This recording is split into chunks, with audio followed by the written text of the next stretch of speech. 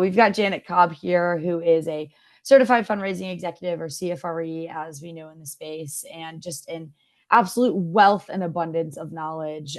Janet brings together her life experience and skills in writing, education, fundraising, management, and much, much more to offer really innovative solutions to small nonprofits so that they can align their mission with money and really kind of bring everything together in a way that makes sense. She supported more than 650 nonprofit CEOs since 2015, works with a variety of different organizations, and really works to empower her clients through strategic planning, workshops, coaching, and sessions like this to help you improve your fundraising. So if you've been on one of Janet's webinars in the past, you know that you're in for a treat. She, like I said, wealth of knowledge. Literally could probably be on here for all day and you would still have much, much, much more to learn. So thanks for joining, Janet. I will let you take it away. Thank you, Amanda, and thank you for showing up even with the whole arm and voice and all of that.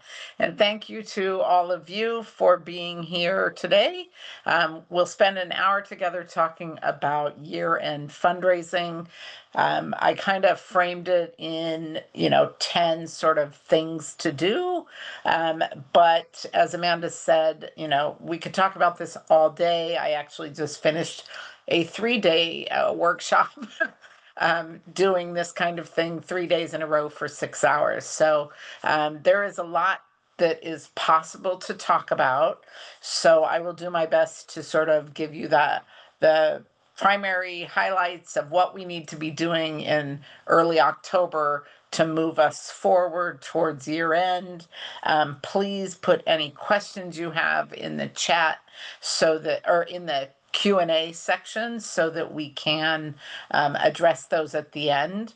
And Amanda will be keeping an eye, so if there's anything critical that needs to be addressed before the end, she knows she can always interrupt me and bring that to my attention if I say something wrong or whatever, or very confusing. So here we go. That's our agenda, but we're just going to jump through all of these sort of points and get going. So I think it's really important to just sort of frame why year end matters. But if you've been in this space at all, you've probably heard these numbers that 30% of all fundraising happens in the month of December, and 10% of that happens in the last 3 days, which leads to overwhelm and fear of donor fatigue and competing priorities and all of these things, right? I mean, there's just a lot happening in the nonprofit space as well as, in our personal lives because of the various holidays that happen in December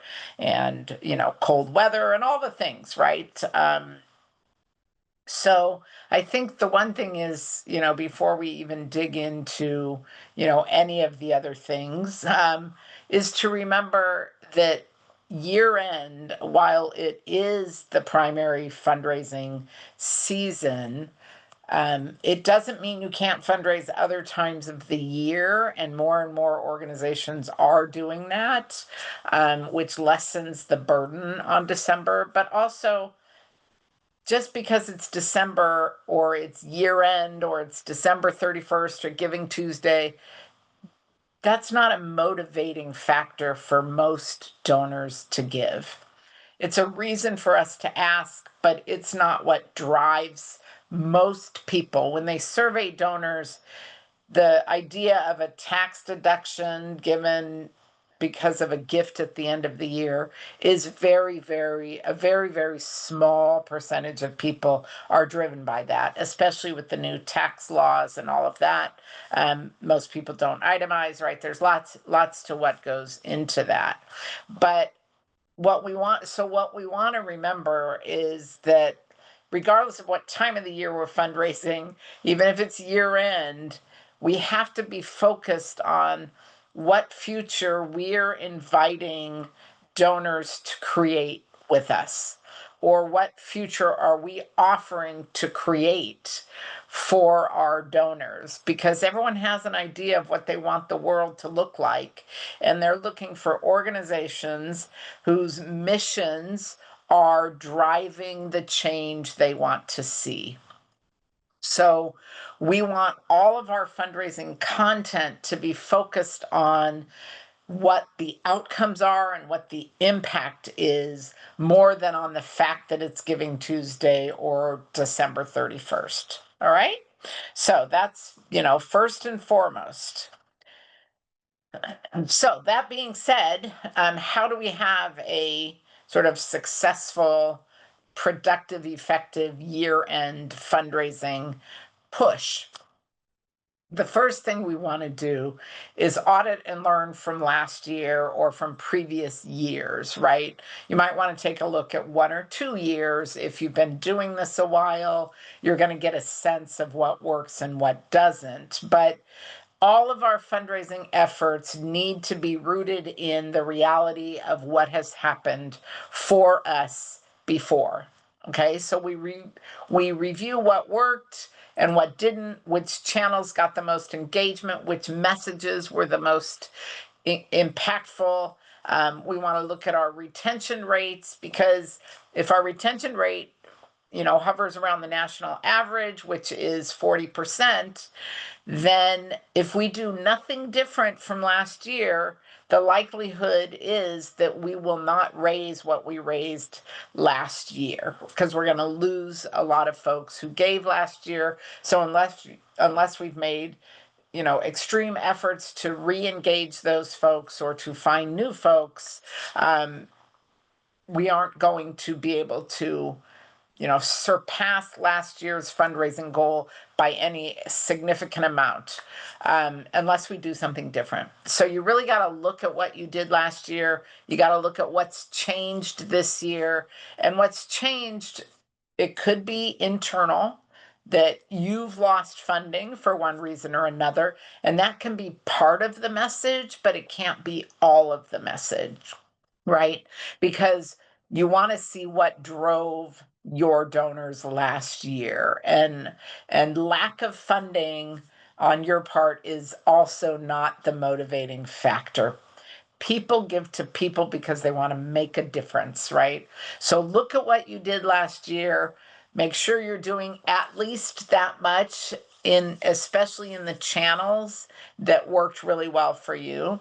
You use real data, not guesswork and not a budget deficit, to plan what you're going to do this year. At this point, you want to be really looking at your LIBUNts, which gave last year, but unfortunately not this year. And think, how are you going to reach out to them specifically? SIBUNts are some year. So these are all previous donors. How are you connecting to them first and foremost before you make, concerted effort to reach new people? All right. So step one, audit and learn as you set your goals.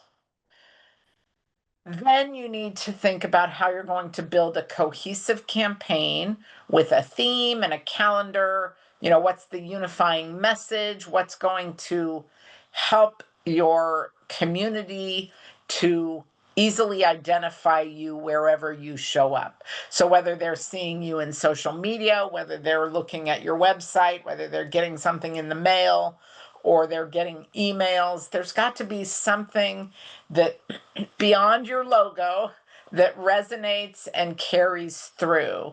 This could be, a photo with a color scheme. This could be a tagline or a motto or a hashtag that you're using.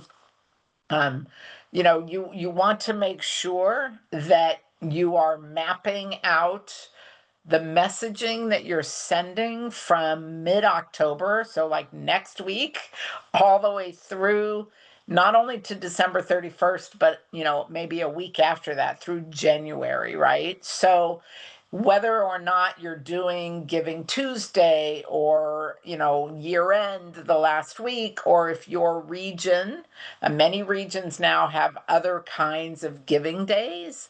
So if you're participating in one of those, I know Minnesota has one November 20th called Give to the Max. I know Milwaukee has one where they talk about give first. So it's before Thanksgiving instead of after, right? Whatever it is, you want to make sure that there's continuity and cohesion throughout, so that people aren't feeling like it's starting and stopping and starting and stopping. They don't know which way to turn.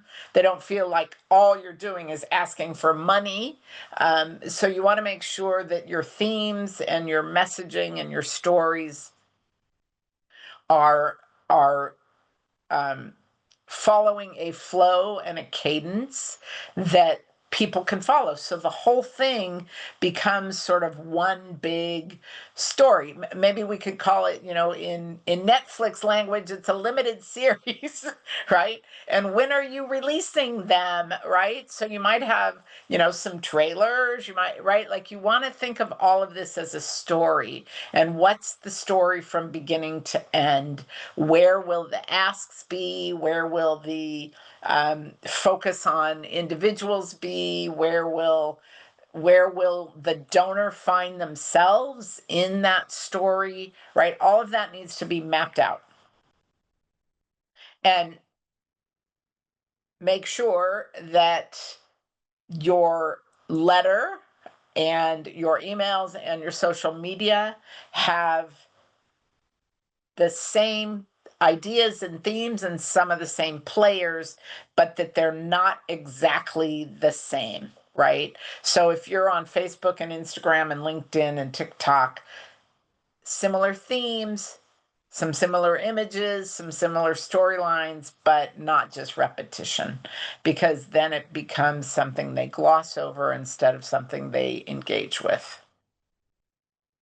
So to make sure that happens, you're going to refresh your case for support, your fundraising proposition, and all of your storytelling assets. Now, if last year's messaging worked really well and, it was strong and people resonated with it, you don't have to totally reinvent the wheel, right? You don't have to do something drastically different every year, but you do need to refresh it. Change up the names, change up the story a little bit. But if your cause, your problem area, and your outcomes are very clear, stick with those. Don't make up new things to try and talk about. Just refresh it so that it is not exactly the same, so that you have some new visuals, you have some new testimonials. Ideally, you have some new program outcomes. But that being said, don't lean too heavy into the data of your programs. You can sprinkle data in. Data is helpful, but it should not be the lead message. The lead message should be a person's story. So what is that going to look like for you?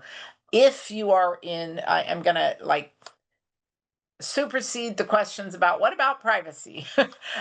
If you are working in a field that demands privacy on the part of those you're serving, and it makes it difficult to tell a very personal story, you can absolutely tell the truth without telling fact.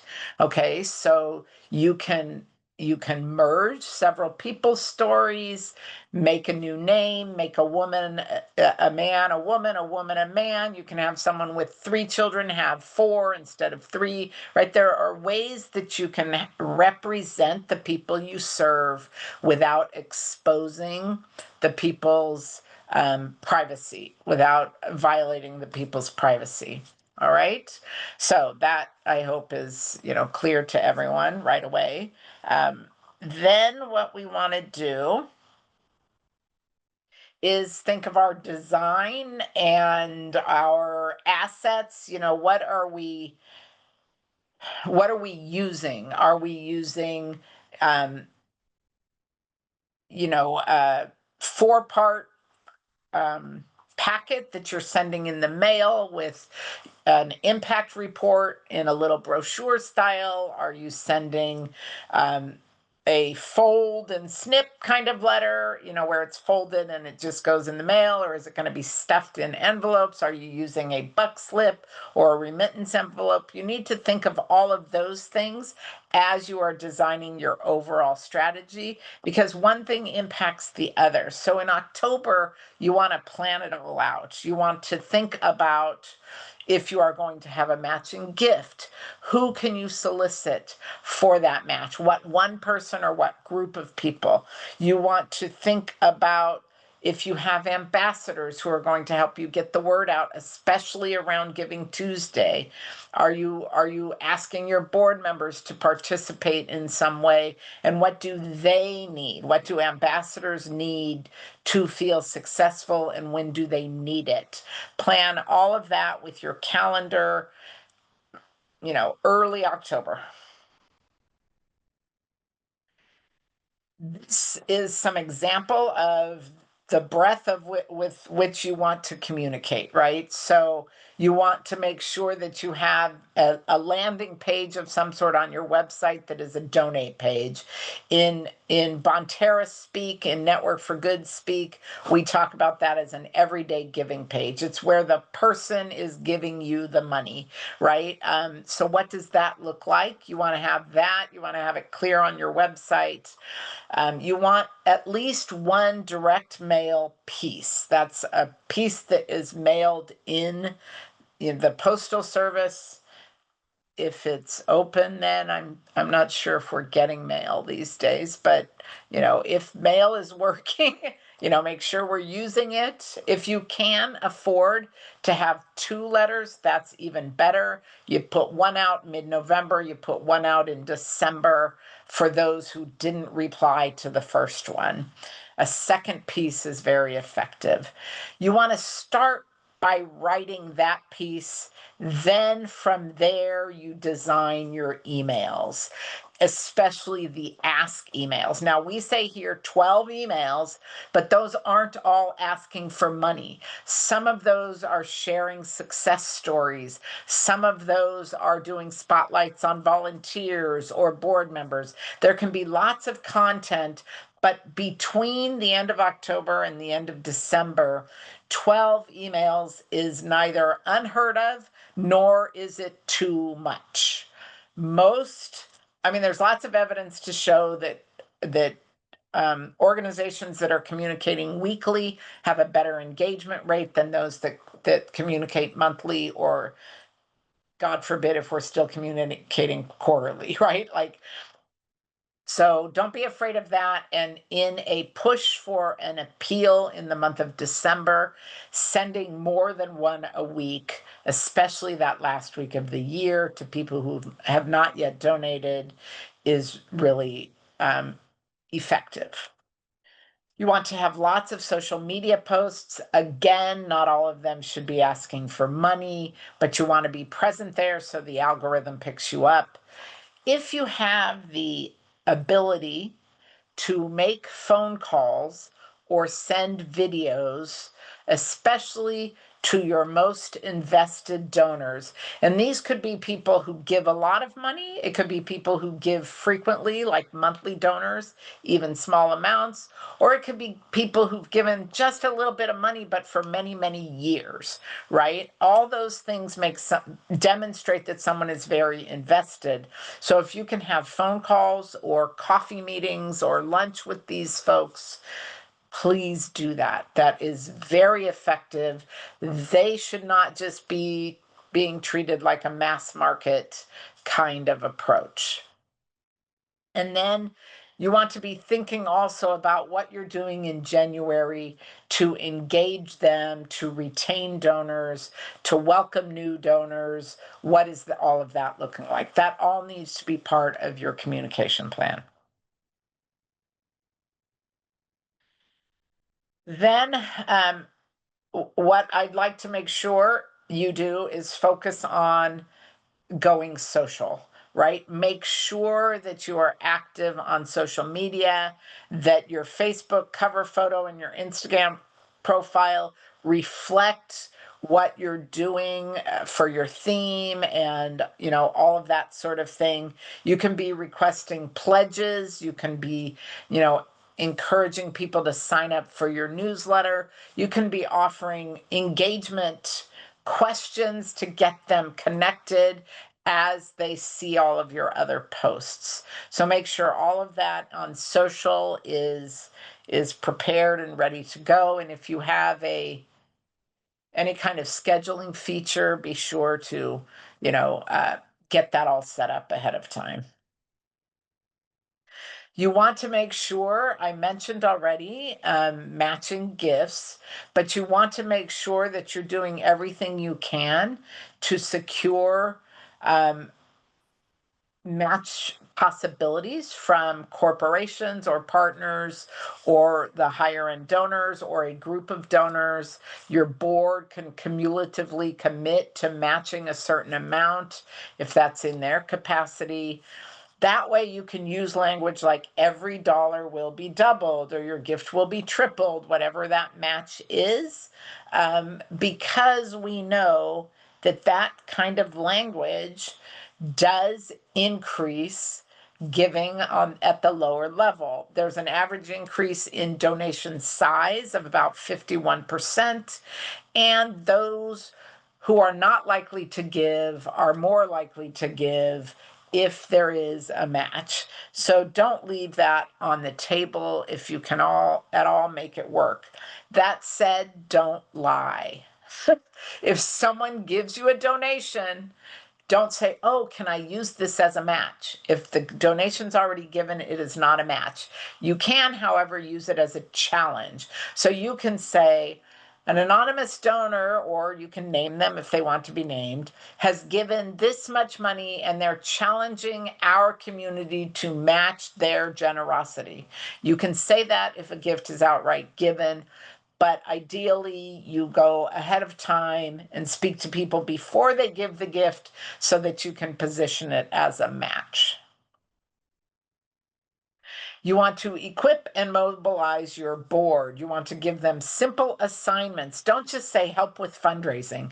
Say, will you send this to 10 people? Will you share this on your Facebook page?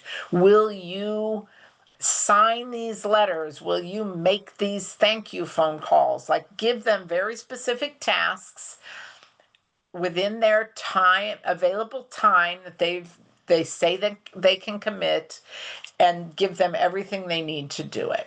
If you just say help us fundraise, they are lost. It's hard for them to know where to start for many of them. Okay, so ask them what they need to be successful, and then if you can provide that for them, be sure to do that. They don't have to make an ask to be helpful in the fundraising effort. They can be doing lots of other things. While you're sending all of these letters and emails and making these social media posts, one thing you want to make sure you focus on is how you can segment your donor base, right? So not every donor needs the same message, and certainly not non-donors and donors. Non-donors and donors should never get the same exact messaging. But someone who's giving at the $20 level versus someone who's giving at the $2,000 level, they should not be getting the same messaging around the possible impact of their giving, because $20 and $2,000 do not do the same thing.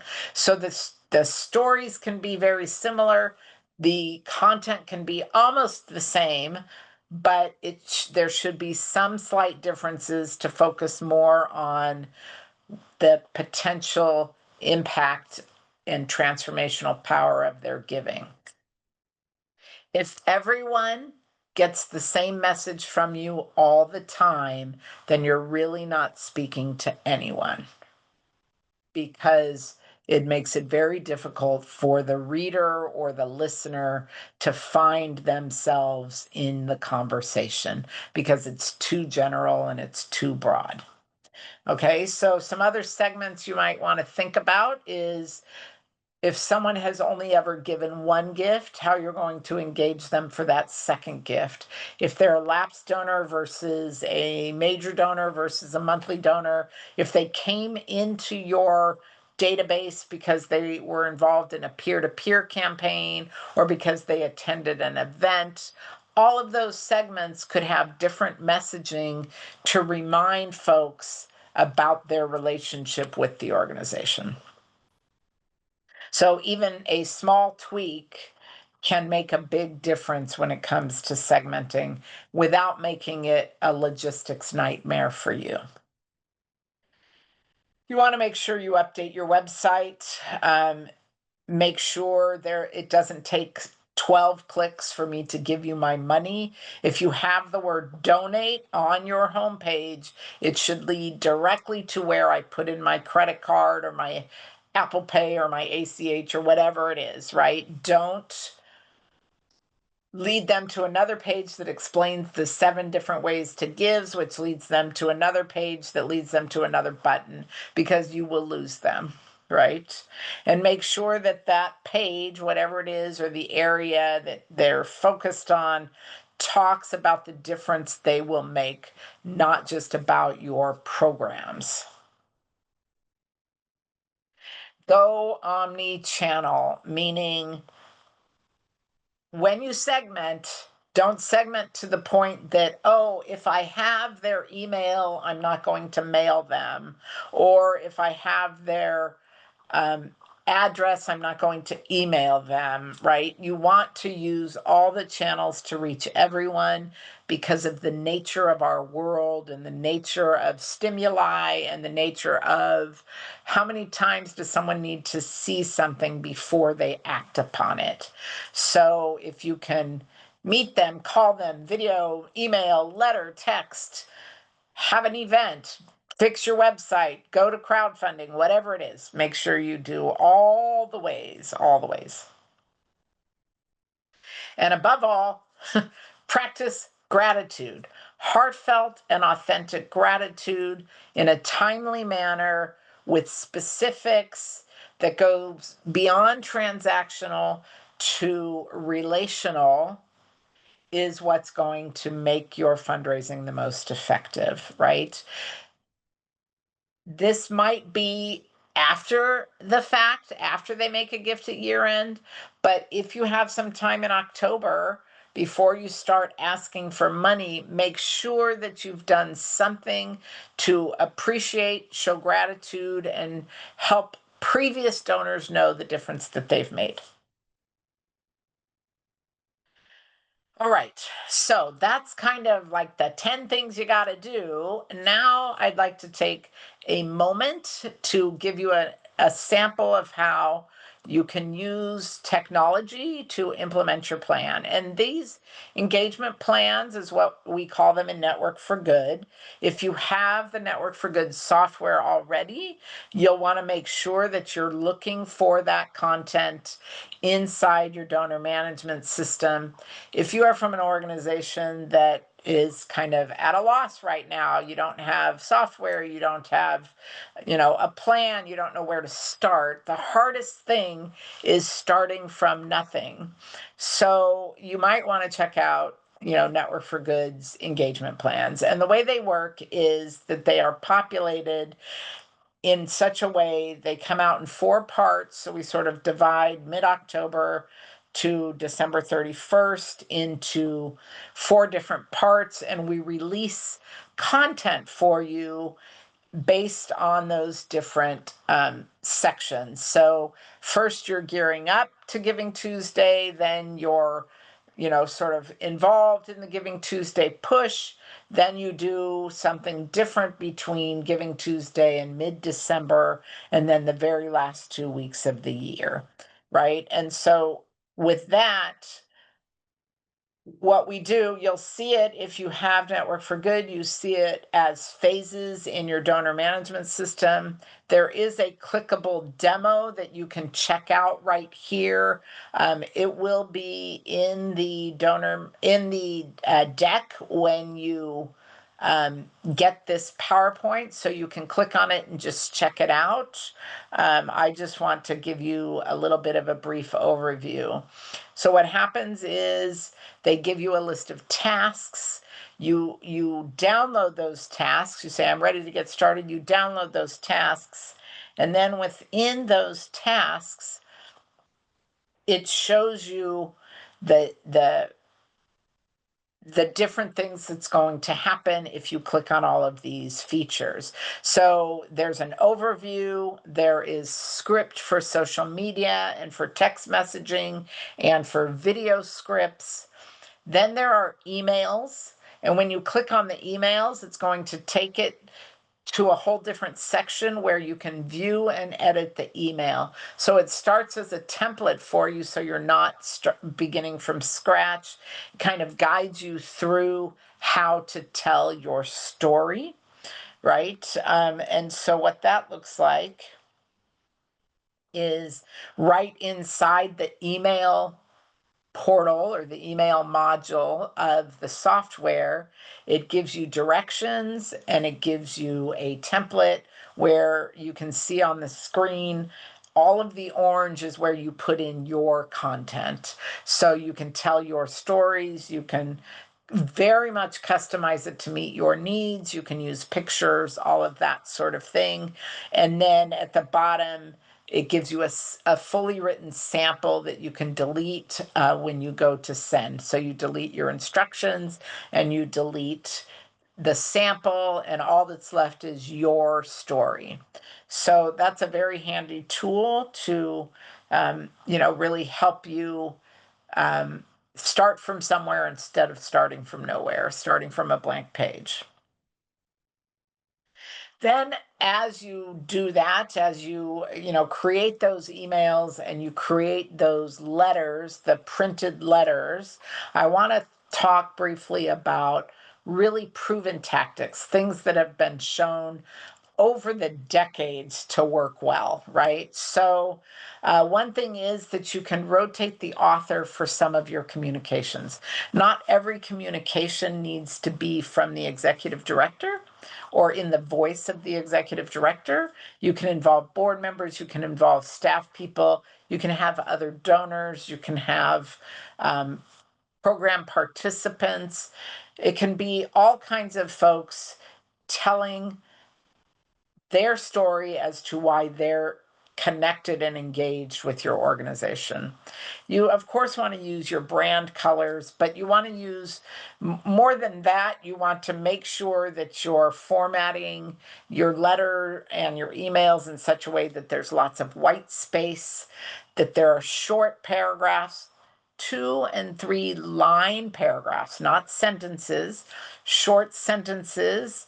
Ideally, all of the language is in about 4th to 6th grade reading level, if not 3rd grade reading level, right? The simpler the language and the reading that is needed, the more someone is going to not only flow through the letter, but also it's going to keep them in their heart rather than in their head.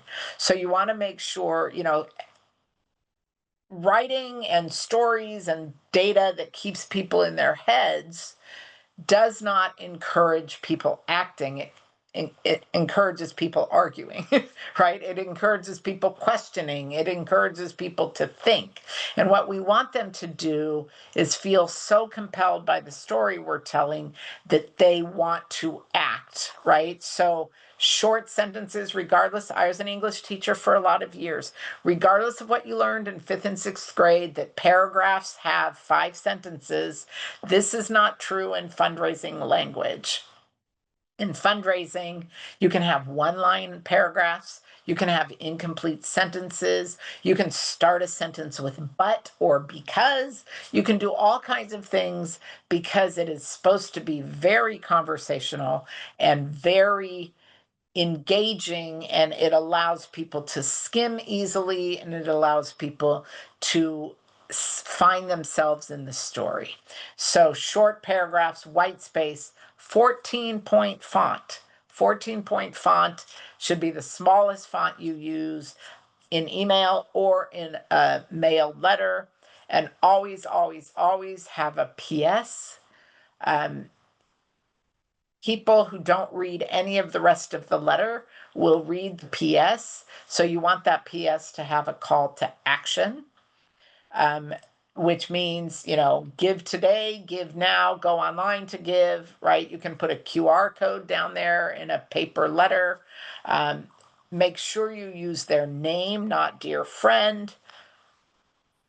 Use bold, use underline, use italics. All of that guides the eye so that people can grasp what you're writing without reading the whole thing. That being said, ideally, any paper mail that you send out is 2 pieces of paper on writing on all sides, writing and photos and things like that. I know everyone feels like that's too long because everyone's attention span is too short. No, no, no. It's got to all fit on one page. But the reality is, psychologically, a 2-page communication feels more important. So you're more likely to look at it. You're holding it in your hand. You're looking for the PS. You're looking who it's addressed to. You're seeing the bold and italics without reading the whole thing. That is what engages people. That's been shown over and over and over again to be the most effective way to write a letter. That translates into email, although emails should be shorter, right? So that's why you send more emails, because they're shorter. You're telling parts of the story, not all of the story. And always use your first person pronoun, right? So I'm writing to you today. I know this. I believe that. I feel this. I experienced this, right? Whoever's writing the story, to another human being, right? You can use the we in the sense of together we can make a difference, but you don't want to be talking as we, the organization, we, me, and the board, right? You want one person writing to one other person so that I feel like you're speaking to me. I feel myself being involved. I get engaged in the letter, and then I know that you want me to act. I think with that, I'm going to open it up for any questions you have, and we'll go from there. Awesome. Thank you so much, Janet. Those 10 tips along the way are super helpful, super useful. Really appreciate you kind of walking through those, making them digestible along the way. I'll let you kind of catch your breath for a second here while we get into questions. First and foremost, if folks are interested in learning a little bit more about that year-end engagement stream that Janet had showed and actually helped us build, so it's got all of that expertise built into it, and it's intuitive. Let us know. I'll leave that poll up on the screen. I'm happy to share a little bit more about that with you if you're looking to kind of get elevated and help save yourself some time. So I'll leave that up for a moment, and then we'll go ahead and we'll jump into questions, Janet. I saw an early question come in asking about if someone should send an appeal this year end to a donor who made a gift, they said, say within the last 3 months. So call it like a semi recent donor. Should they still be sending a fresh appeal for year end giving? So it does, to me, it depends on the size of the gift, and it depends on that donor's giving history. So if it's a donor who's been giving to you for several years, you want to check if they have given more than once a year in other years, right? Do they tend to give more than once a year? If so, then definitely include them in year end. If someone gives a first time gift at a lower level, um, I think it is appropriate to offer them an opportunity to give again at year end, because you may not know their giving history yet or their giving Right. practices.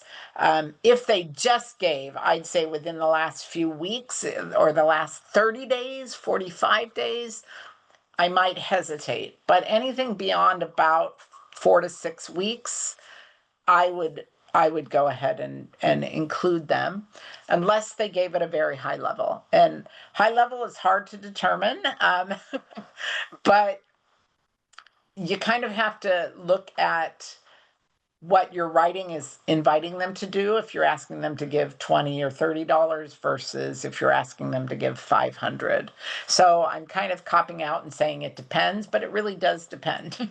Yeah. The other thing that I didn't mention is if you have monthly donors, it's okay to ask them for an extra year-end gift, Mm. right? So but you would definitely want to segment them and say, I know you're a monthly donor. Like acknowledge Yeah. that they give monthly, appreciate their monthly gift, talk to them about how impactful it is, but say, I just wanted to give you the opportunity also if you wanted to make an additional gift.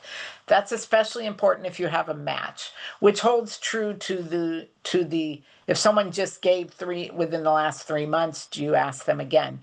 If you have a matching gift, yes, ask them again. Yeah. Yeah, that really just all comes back to that personalization, right? And really being able to understand um, that giving history and seeing that information, and then using it effectively in your communications. Since you mentioned the match, we had a question come in about matching gifts, and the question was, is it possible to do a match with, say, just $1,000 donation? If so, how would that work, right? Like, does it need to be this big grand corporate sponsorship, or can it be something a little bit smaller? No, it could be $1,000. I mean, if you raise far more than that, what you might want to do is frame it as, someone generously offered a match for the next 24 hours or for the next 3 hours, right? So if it's a small amount in an organization that usually raises a much bigger amount, then really limit the time that that match is being offered to encourage those larger than usual gifts or those I wasn't going to give, but now I will gifts. For some people, $1,000 match would be all they raise, right? I mean, I work Right. with really small organizations, and $1,000, if they can raise that, that means they get $2,000 on Giving Tuesday. That's a phenomenal Giving Tuesday for some organizations. So no amount is too small. It's just how you frame it to encourage the most giving in that time frame. Yeah. And I like that as like an urgency driver too, right? Especially during a time when everyone is asking, it kind of helps narrow that window a little bit. Um, Thank you for that, Janet. Next question I saw come in. Some folks, while you were talking about the letter and length and trying to, shorten paragraphs, keep things condensed, I saw a question that came in saying, like, even when you're sharing a story in the letter, like, I feel like when we're sharing stories, folks tend to want to give a lot more detail, etc. What would your recommendation be in terms of balancing that with storytelling? So you do want to give a lot of detail in a story. You just break it up into smaller parts so that someone's eye can easily follow. Big blocks of text don't draw people in, but small blocks of text do. So you can tell a story, but break it up, into different parts, introduce the potential donor's name, right? So my letter would say, you know, Janet, let me tell you what Susie said. And then you go on and tell me what's something that Susie said. And then you say, then you in a new paragraph, you start describing something about Susie's experience or whatever. So every new little idea can have its own paragraph. Yeah.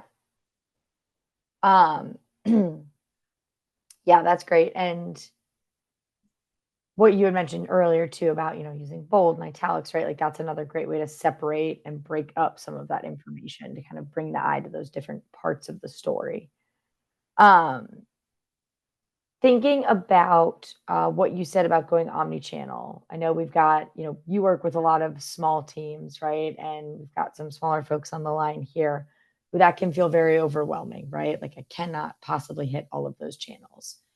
Do you have a recommendation for like where folks maybe should spend the bulk of their time, ways to narrow it down if it feels overwhelming, tools they could use to help, just kind of like anything to, make it feel a little less daunting?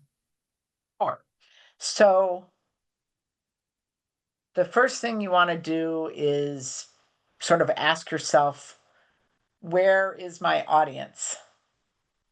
Right? Um, so to think about that, it's what is their age range? What is sort of the demographic of what are they likely to be on social media and which social media platform? What does your regular social media engagement look like?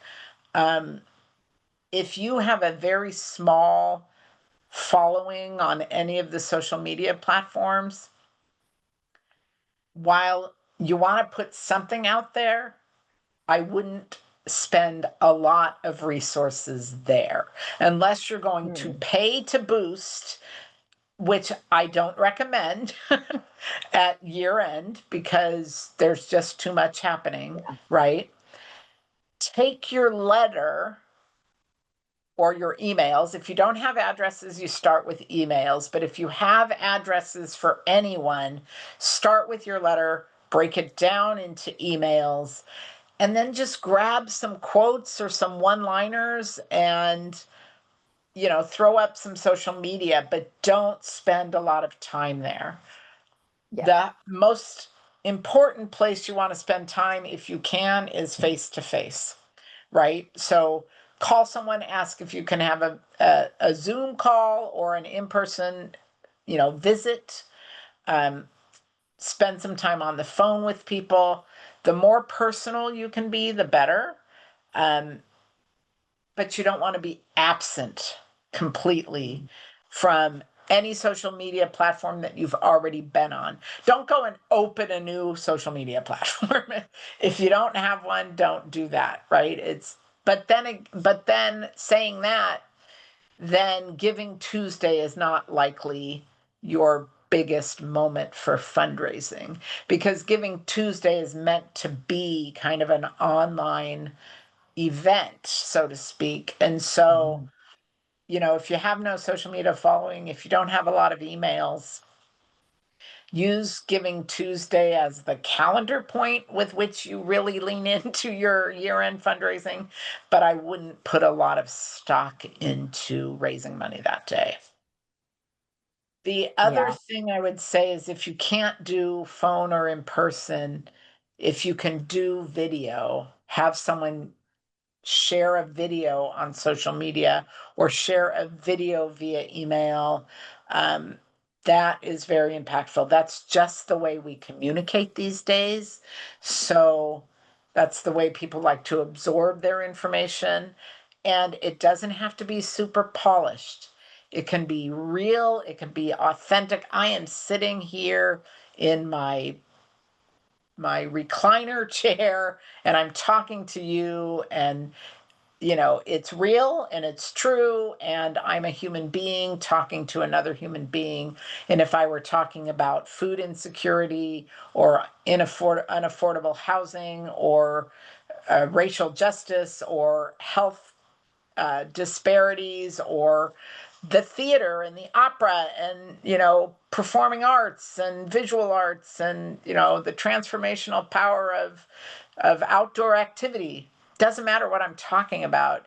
If I'm passionate about it, it's going to transfer to the people listening, and they're either going to agree and want to get involved, or they're going to think I'm off my rocker, and because it's not their thing. And if it's not their thing, they're not your people, and it doesn't matter, yeah, right?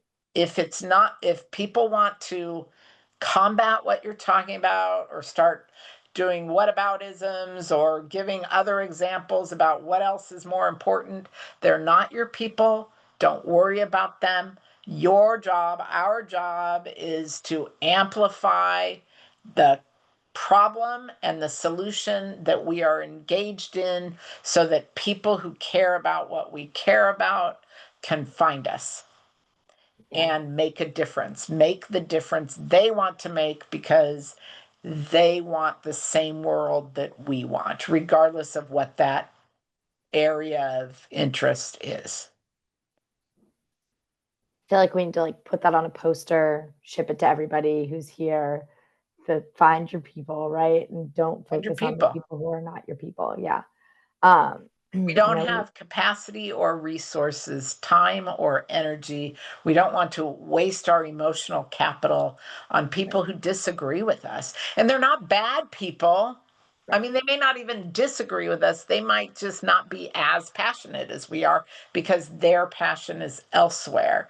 That's all okay. They're not your people, which is why nonprofits really aren't competing for donors because donors are looking for organizations that are doing the work they want to be done in the world in the way they want it to be done. So we just have to make sure they know we exist. Yeah. Um, that felt like a really good closing point. But I see that we have one outstanding question and like 5 minutes left. But that did feel a little like a mic drop, Janet. Like you're like, this is the overarching, like this is the thing, right? This is fundraising in a nutshell almost. But respectful of time, noticing that we have another question that came in when you were talking about trying to call people, have those one-on-one meetings, have those coffee chats. Somebody had asked if you would recommend having like a meet and greet kind of event so that you can get more people kind of into the room at once for that face-to-face connection, or is it really those one-to-ones that's going to be more effective? Oh, I think meet and greets can be very effective. They're still small enough groups. You just want to make sure that if you have like an open house kind of event or a certain hours where people can drop in, that you have enough people there to greet and engage, even temporarily while they're waiting for the ED to do a spiel at the top of every hour or something Yeah. like that, right? Um, you also want to make sure that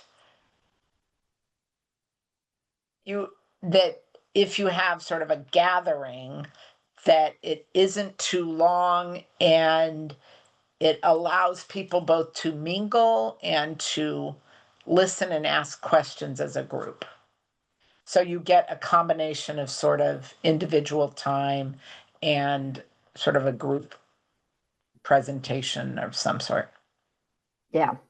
I know a That's lot of all. organizations that do like open houses on Giving Tuesday. Nice. That's cool. Um, all right. Well, I don't see any more questions that have come through the chat or Q&A. Just lots of thank yous, which I hope you see, folks saying this was really great, super helpful information. So I will There just, is a oh, is there question. one more? Oh, A quick okay. question came up about, can a nonprofit use a crowdsource like GoFundMe? You can, but be sure that you go in ahead of time because there's all sorts of paperwork you'd have to fill out. You have to get connected to PayPal and all kinds of things. So yeah, you can, but it takes a minute. So Thank you. Thank you for catching that. mm, They you caught me while I was in my rolling through the chat checking. Um, awesome. Well, thank you so much, Janet. Thank you to everyone for being here. thank you, everyone. Hope this was a helpful start to ideating, and we'll have lots more year-end tips coming up for you. So really appreciate you all being here. We hope to see you at future sessions. Take care. Feel free to find me on LinkedIn. Thank you, Janet. As always, have a good one.